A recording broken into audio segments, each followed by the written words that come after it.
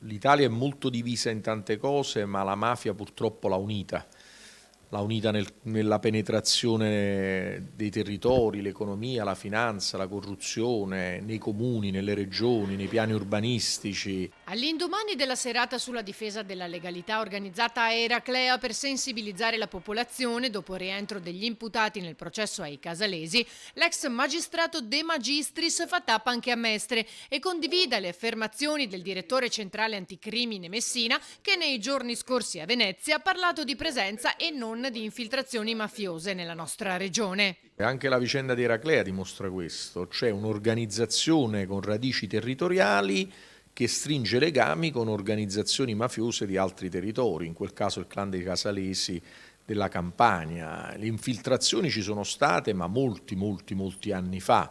Ormai abbiamo organizzazioni mafiose che sono completamente radicate nel nord. Anzi, la mia esperienza anche di magistrato, che ho lavorato per tanti anni, soprattutto in Calabria, che negli ultimi 30 anni le mafie hanno operato soprattutto da Roma in su. E troppo spesso a farne le spese sono gli imprenditori onesti.